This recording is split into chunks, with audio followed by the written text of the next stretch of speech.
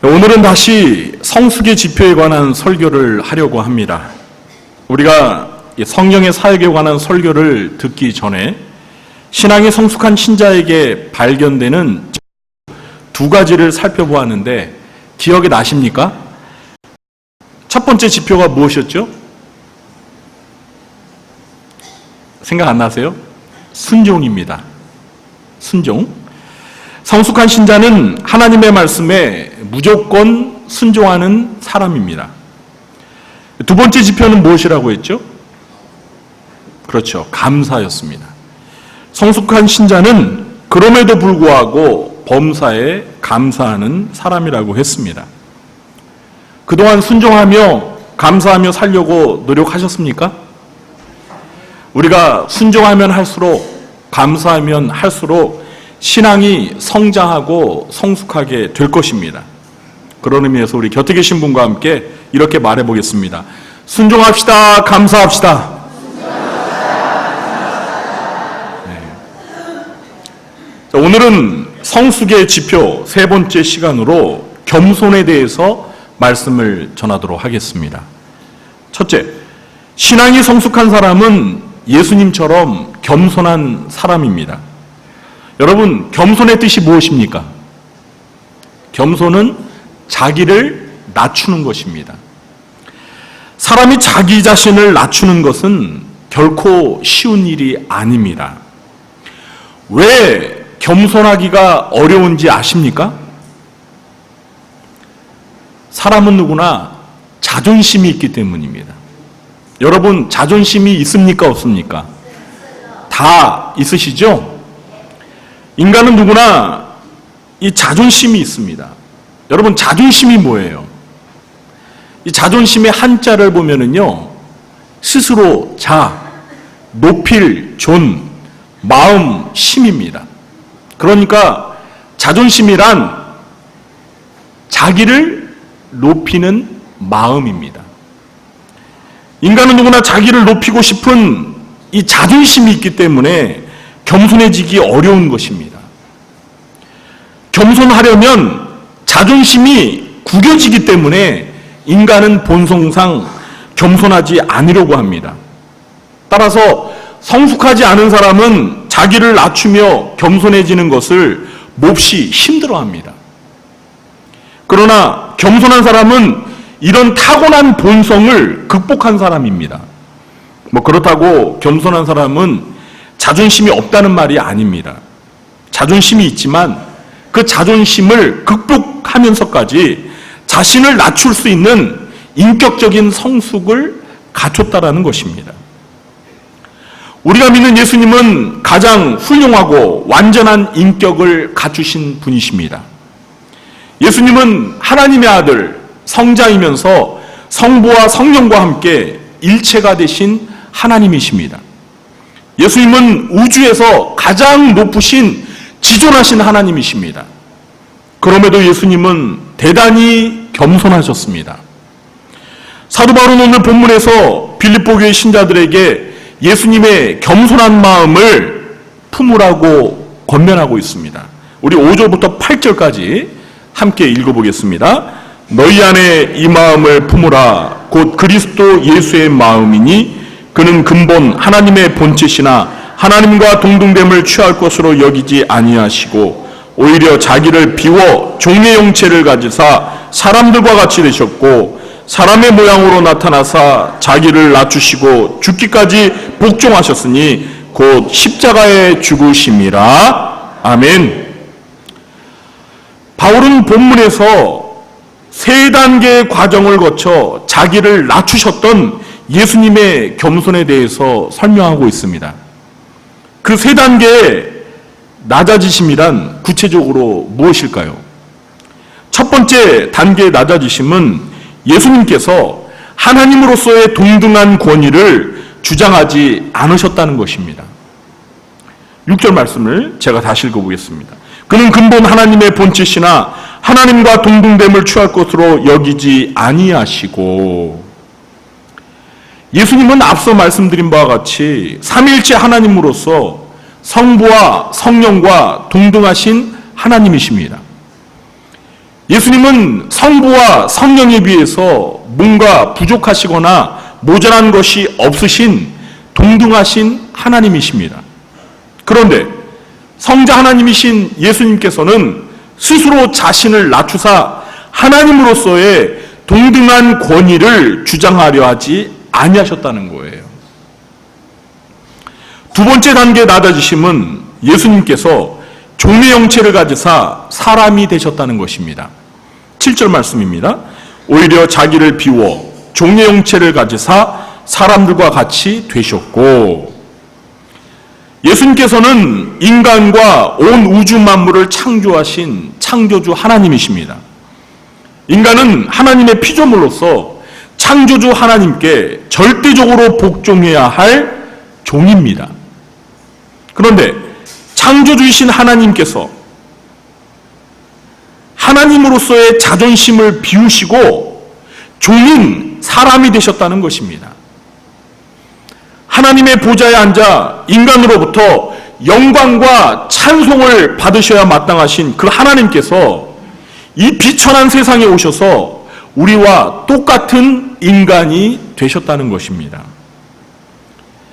예수님은 인간으로 탄생하실 때에도 이 마구간에서 태어나 가난한 목수의 아들로서 갈릴리 나사렛이란 촌동네에서 자라실 만큼 겸손하셨습니다. 세 번째 단계의 낮아지심은 예수님께서 죄인의 신분으로 십자가에 못 박혀 죽으셨다는 것입니다. 8절 말씀입니다. 사람의 모양으로 나타나사 자기를 낮추시고 죽기까지 복종하셨으니 곧 십자가에 죽으심이라. 여러분, 하나님이 피조물인 인간이 되신 것만으로도요, 자기 자신을 한참 낮추신 것입니다. 그런데 예수님께서 거기에서 한 단계 더 자신을 낮추셔서 죄인 취급을 당하시고 저주의 십자가에 못 박혀 죽으셨다는 것입니다. 우리 예수님께서는 죄가 전혀 없으신 거룩하신 하나님이시고 또한 죽음을 경험할 수 없는 영생하시는 하나님이십니다. 그러나 저와 여러분과 같은 죄인들을 구원하시기 위해 자신의 목숨을 십자가의 희생제물로 바치셨습니다. 예수님은 마태복음 20장 28절에서 인자가 온 것은 섬김을 받으려 함이 아니라 도리어 섬기려 하고 자기 목숨을 많은 사람의 대속물로 주려 함이니라고 말씀하셨습니다. 그렇습니다. 예수님의 이 말씀대로 예수님의 지상 생애는 자신의 목숨을 희생하면서까지 자신을 낮추신 겸손의 생애였습니다. 사도 바울은 이렇게 세 단계를 거쳐 자기를 낮추기까지 겸손하셨던 예수님의 마음이 곧 우리 성도들이 품어야 할 마음이라고 말씀하고 있습니다. 사랑하는 성도 여러분, 우리 신자가 들을 수 있는 가장 큰 영예로운 칭찬이 무엇인 줄 아십니까? 당신은 최고의 미남 미녀입니다. 이게 최고의 칭찬일까요? 당신은 최고의 지식인입니다. 당신은 최고의 부자입니다. 이게 우리 신자들이 들을 수 있는 가장 영예로운 칭찬입니까? 아닙니다. 이런 거 아니에요. 그럼 뭘까요? 신자가 들을 수 있는 가장 영예로운 칭찬이 무엇인지를 제가 가르쳐 드리겠습니다. 그것은 당신은 예수님을 닮은 사람입니다. 이게 신자가 들을 수 있는 가장 최고의 칭찬이에요. 그런데 여러분, 예수님을 닮았다는 것이 무엇입니까? 외모가 예수님을 닮았다는 거예요? 여러분, 예수님의 외모가 어떻게 생기셨습니까? 우리 모르잖아요. 예수님의 외모 모르잖아요.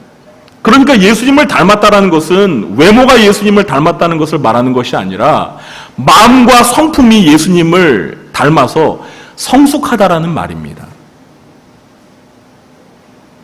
오늘 본문에 비추어 생각해 보면 예수님을 닮았다는 것은 바로 예수님처럼 겸손한 마음을 지녔다는 것입니다. 사랑하는 성도 여러분, 저와 여러분 모두가 예수님의 마음을 닮은 성숙한 신자가 되어서 자존심을 극복하고 예수님처럼 기꺼이 자신을 낮추는 겸손한 자가 되시길 주님의 이름으로 축원합니다. 둘째, 높아지는 복을 받아도 교만하지 말고 더욱 겸손해야 합니다. 자기를 낮추는 겸손한 사람이 하나님으로부터 받는 복이 있습니다. 잠언 29장 23절입니다.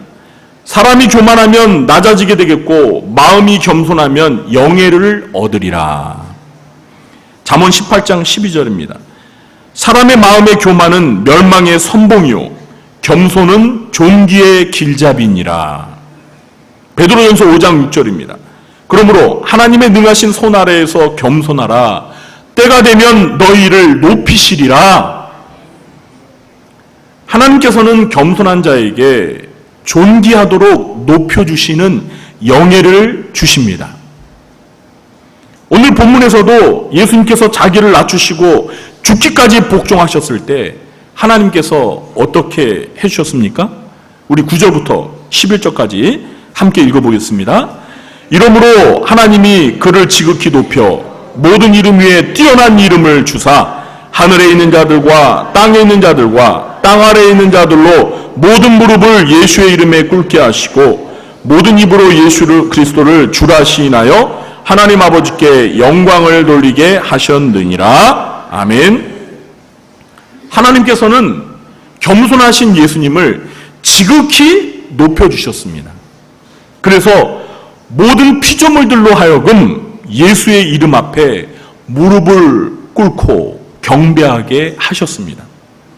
이것이 자기를 낮추는 겸손한 자에게 베푸시는 하나님의 축복입니다. 이렇게 겸손하여서 하나님께서 높여주신 사람이 한 명 있습니다. 그는 이스라엘 나라의 첫 번째 왕이 된 누구죠? 사울입니다. 사울이 이스라엘의 초대 왕이 되었던 이유는 그가 겸손한 사람이었기 때문입니다. 사무엘 선지자가 하나님께서 사울을 이스라엘의 왕으로 삼으시려는 뜻을 알고 사울에게 온 이스라엘이 당신과 당신 아버지의 집안에 기대를 걸고 있다고 말하자 사울이 어떻게 답을 했는지 아십니까? 사무엘상 9장 21절을 제가 우리말 성경으로 읽어보겠습니다. 사울이 대답했습니다. 저는 이스라엘 지파 가운데 가장 작은 베냐민 지파 사람이 아닙니까? 게다가 저희 가정은 베냐민 지파 가운데서도 가장 보잘것없는 가정이 아닙니까? 왜 제게 그런 말씀을 하십니까? 사울이 사무엘에게 이렇게 대답했습니다. 여러분 얼마나 겸손합니까? 사울이 사무엘 선지자로부터 하나님께서 자기를 이스라엘의 지도자로 삼으실 거라는 말을 들었습니다. 그 후에 이 사울의 삼촌이 사울을 만나서 사무엘이 너에게 한 말을 내게 다 말해봐라 이렇게 했는데요. 그때에도 사울은 자기가 이스라엘의 왕이 될 거라는 이야기를 하지 않았습니다. 여러분 보통 사람 같으면은요 삼촌에게 아마 자랑을 하고 동네방네 소문을 냈을 겁니다. 그러나 사울은 겸손하게 침묵했습니다. 그 후에 미스바에서 사무엘이 이스라엘 12지파를 모으고 제비뽑기 방식으로 이스라엘의 초대왕을 선출했습니다. 제비뽑기 결과 12지파 가운데 맨 막내 지파인 베냐민 지파가 뽑혔습니다. 그리고 베냐민 지파 중에서 마드리의 가족이 뽑혔고 그리고 최종적으로 그 중에서 기스의 아들 사울이 뽑혔습니다. 자 여러분 이스라엘의 초대왕으로 선출되는 순간이니까 얼마나 자랑스럽고 영광스럽습니까? 그런데 이때 아무리 찾아봐도 사울이 보이지 않았습니다. 여러분 사울이 어디에 있는지 아십니까? 장차 이스라엘의 첫 번째 왕이 될 사울이 그 순간 어디에 있었냐면요 짐 보따리들 사이에 숨어 있었습니다. 그래서 사람들이 못 찾아가지고 여호와 하나님께서 지금 사울이 짐 보따리 사이에 숨어 있다 가르쳐줘가지고 알았어요. 그만큼 사울은 겸손했던 사람입니다. 하나님은 그렇게 겸손했던 사울을 이스라엘의 초대왕으로 높여주신 것입니다. 할렐루야! 하나님은 이렇게 겸손한 사람을 높여주십니다. 자, 그런데 사울이 왕이 되고 난 후에 어떻게 되었죠? 끝까지 겸손했습니까? 아닙니다. 사울은 왕이 되고 난 후 하나님의 말씀에 불순종하면서 교만해지기 시작했습니다. 결국에 그는 하나님으로부터 버림을 받았습니다. 그리고 블레셋과의 전쟁에서 패하여 스스로 목숨을 끊었습니다. 사울의 말로는 정말 비참했습니다. 그러므로 겸손한 사람도 높아질 때 조심해야 합니다. 여러분, 사람이 겸손하면 하나님이 높여주신다니까요. 그런데 겸손한 사람이 높아질 때 그때 까딱하면 교만해질 수 있어요. 그래서 우리는 고린도전서 10장 12절 말씀을 마음에 깊이 새겨야 합니다. 그런즉 선줄로 생각한 자는 넘어질까 조심하라. 선줄로 생각한 자는 뭘 조심하라고요? 넘어질까 조심하라는 거예요.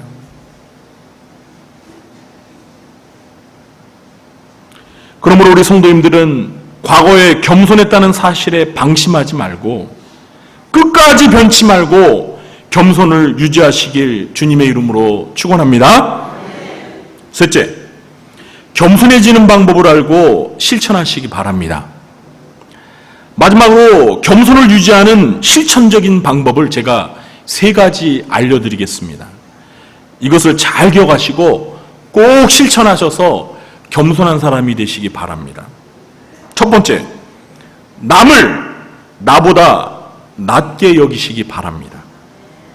교만한 사람은 자기가 항상 최고라는 생각을 하기 때문에 다른 사람을 쉽게 무시합니다. 그러므로 겸손하기 위해서는 내가 남보다 더 잘났다는 생각을 버리고 반대로 남이 나보다 더 낫다는 생각을 해야 합니다. 오늘 본문 앞에 빌립보서 2장 3절 말씀이 있는데요. 우리 3절을 한 목소리로 읽어볼까요? 아무 일에든지 다툼이나 허용으로 하지 말고 오직 겸손한 마음으로 각각 자기보다 남을 낮게 여기고. 이것은 남을 자기보다 못한 사람으로 깔보고 무시하지 말고 오히려 나보다 더 훌륭한 사람이라고 생각하면서 남을 존중해 주라는 의미입니다. 이렇게 남을 자기보다 더 낮게 여기고 남을 존중하는 태도를 기르기 위해서 가장 좋은 방법은 타인의 장점을 보고 배우려는 자세를 갖는 것입니다. 여러분, 다른 사람에게는요, 내가 배워야 할 장점이 반드시 있습니다. 반드시 있어요.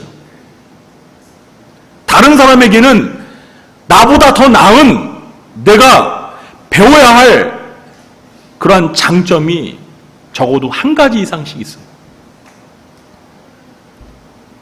그렇기 때문에 우리는 그 타인의 장점을 보고 배우려는 자세를 가져야 합니다. 그러면 남을 무시하지 않고 오히려 상대방의 장점을 칭찬하게 되고 상대방을 존중하게 되므로 교만할 수 없게 됩니다. 이런 자세로 사람을 대하게 되면은요, 인간관계가 매우 좋아지게 됩니다. 교만한 사람들은 대부분 인간관계가 원만하지 않습니다. 여러분 생각해 보세요. 누가 자기만 잘났다고 남을 무시하는 사람을 좋아하겠습니까? 교만한 사람은 하나님만 싫어하는 게 아니라 사람들도 싫어하게 되어 있습니다. 교만한 사람은 어디를 가든지 환영을 받지 못합니다. 그러나 겸손해지면은요, 사람들이 주변을 주변에서 그 사람을 따르게 되어 있습니다. 자신을 존중해주고 자기의 장점을 인정해주면서 칭찬해주는 사람을 싫어하는 사람이 어디 있겠어요? 그런 사람 다 좋아합니다, 여러분. 그러므로 겸손한 사람은요, 인간관계가 원만하기 때문에 사회생활을 잘하게 되고 결국은 성공하게 되어 있습니다. 사람들 앞에서 자기를 낮추면 내가 바보가 될 것 같죠? 그런데 그렇지 않아요. 자기를 낮추고 다른 사람들의 장점을 인정해주고 칭찬해주고 다른 사람을 배우려고 하는 그런 겸손한 자세를 가지면은요, 그런 사람이 사회에서 성공하게 되어 있습니다. 두 번째는 자기를 자랑하지 말고 하나님을 자랑하시기 바랍니다. 이 교만한 사람의 특징 중에 하나는 자기 자랑을 잘합니다. 교만한 사람은 자기 자랑을 하고 싶어서 입이 간지러운 사람입니다. 교만한 사람은 자기 자신을 드러내기를 좋아하고 남들로부터 칭찬 듣는 것을 좋아합니다. 그러므로 교만해지지 않기 위해서는 애초에 어떻게 해야 돼요? 자기 자랑을 하지 말아야 돼요. 다른 사람들로부터 칭찬을 들으려고 하지 말아야 합니다. 사도 바울은 인간적으로 볼 때 자기 자랑할 것이 매우 많은 사람이었습니다. 바울은 그만큼 남들과 비교해서 내세울 게 많은 잘난 사람이었어요. 그러나 바울이 예수님을 만나고부터는 자기 자랑을 하지 않았습니다. 고린도후서 12장 5절에 보니까 내가 이런 사람을 위하여는 자랑하겠으나 나를 위하여는 약한 것들 외에 자랑하지 아니하리라. 나를 위하여는 약한 것들 외에 자랑하지 아니하리라. 갈라디아서 6장 14절에서 바울은 이렇게 말합니다. 그러나 내게는 우리 주 예수 그리스도의 십자가 외에 결코 자랑할 것이 없으니. 바울은 오히려 자기의 약한 것을 자랑하고 복음을 자랑하고 주님을 자랑했습니다. 우리가 이렇게 바울처럼 주님을 자랑할 때 주님이 높임을 받고 주님이 영광을 받으시게 되는 것입니다. 그런데 만일 자기를 자랑하게 되면은 자기가 영광과 칭찬을 독차지하게 되기 때문에 하나님께서는 영광을 받을 수가 없게 됩니다. 오히려 내가 하나님의 영광을 가려우게 된단 말이에요. 그래서 겸손해지기 위해서는요, 자기 자랑을 금하고 하나님을 자랑해야 됩니다. 세 번째, 하나님 앞에서 자기의 비천함을 자각하시기 바랍니다. 자기가 최고로 잘났다고 생각하는 사람의 그 교만을 단번에 꺾는 좋은 방법이 있습니다. 그게 무엇인지 아십니까? 그 사람보다 더 잘난 사람을 만나게 해주면 됩니다. 가령 자신의 미모를 자랑하는 여자가 있습니까? 그러면 송혜교 같은 미인을 만나게 해주면 됩니다. 네. 여러분, 송혜교가 이뻐요, 안 이뻐요? 송혜교가 누군지는 아세요? 네. 여러분, 송혜교가 몇 년 전에 세계에서 가장 아름다운 미인 10등 안에 들었어요. 대한민국이 아니라 전 세계에서 가장 아름다운 여자 가운데 10등 안에 들었어요. 놀라지도 않으시네요. 근데 뭐 저는 송혜교를 직접 본 적은 없습니다. 그런데 그 뉴스에 나온 송혜교 사진을 보니까 정말 이쁘더라고요. 뭐 화장빨인지는 모르겠는데 정말 미인이더라고. 그러니까 어떤 여자가 자기가 미인이라고 착각하면서 자꾸 잘난 체하면 송혜교를 뭐 만나게 해줄 수는 없잖아요. 송혜교는 워낙 뭐 유명인이고 바쁘니까 만나게 해줄 수는 없고, 그 송혜교 사진 있잖아요. 그거를 그냥 그 여자한테 주면 돼요. 그러면 찍소리도 못해. 송혜교 얼굴 앞에서 자기가 얼마나 잘났는지 이제 주제 파악을 하게 되는 거예요.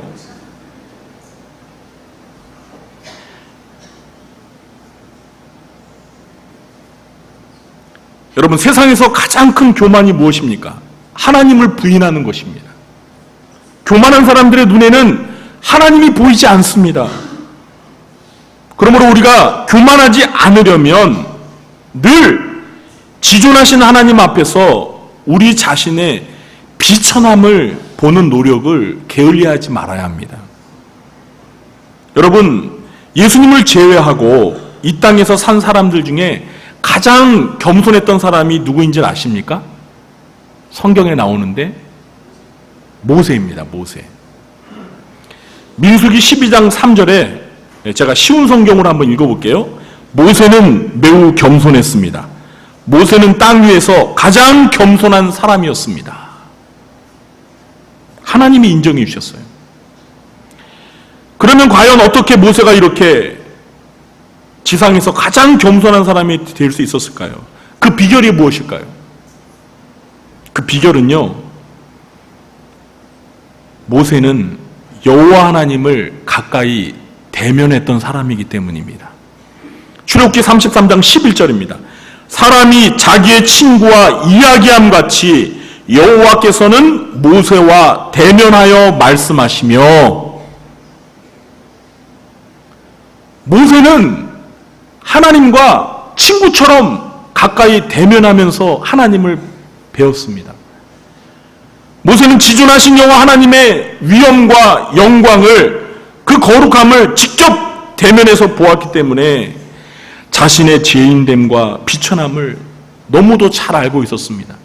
그래서 하나님 앞에 감히 교만할 수 없었던 거예요. 선지자 이사야는 이사야서 6장에서 하늘 보좌에 앉으신 하나님을 보았습니다. 그때 하나님만 본 게 아니라 하나님을 가까이 모시고 있는 스랍 천사들을 보았습니다. 여러분 스랍 천사 아시죠? 우리가 요한계시록 강의하면서 4장과 5장에 보면 하나님 보좌에 둘러선 네 생물이 있었죠. 그게 바로 하나님의 스랍 천사예요. 또는 그룹 천사라고 합니다. 스랍 그룹. 그런데 이사야 선지자가 그 하나님 보좌 가까이에 있는 스랍 천사들을 보니까 그 천사들이 날개가 6개가 있는데 두 날개는 얼굴을 가리고 있었고, 두 날개로는 발을 가리고 있었고, 두 날개로는 날면서 하나님을 찬양하고 있었습니다. 날개로 얼굴과 발을 가렸다는 것은 이 스랍 천사들의 겸손한 모습을 나타내는 것입니다. 여러분, 스랍 천사는요, 천사들 중에서도 계급이 가장 높은 천사예요. 그래서 하나님을 가장 가까이 모실 수 있는 특권이 있는 거예요. 하나님 가까이에서 보좌하면서 하나님을 모시는데, 그 천사들 중에서는 계급이 가장 높지만 그 하나님을 가까이 뵈면서 하나님의 거룩하심과 위엄을 가까이에서 보니까 자신들이 얼마나 비천한 존재인지를 깨닫게 되면서 겸손해서 하나님 앞에 감히 얼굴을 둘 수가 없는 거예요. 그래서 두 날개로 얼굴을 가리고 두 날개로 발을 가리는 거예요. 그리고 두 날개는 나르면서 하나님을 찬양하는 거예요. 경배하는 거예요. 선지자 이사야 역시 이 천상의 보좌에 좌정하고 계신 지존하시고 거룩하신 하나님의 영광을 뵙게 되자 어떤 반응을 보였습니까?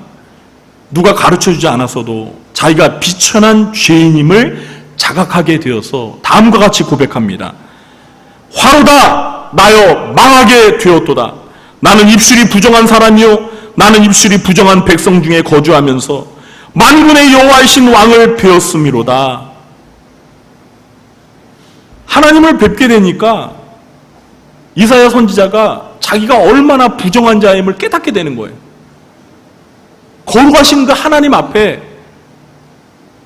내 자신이 죄인이라는 사실을 누가 가르쳐주지 않아도 알게 되는 거예요.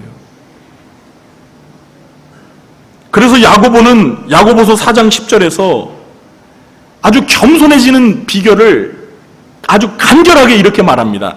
주 앞에서 낮추라. 누구 앞에서 낮추라고요?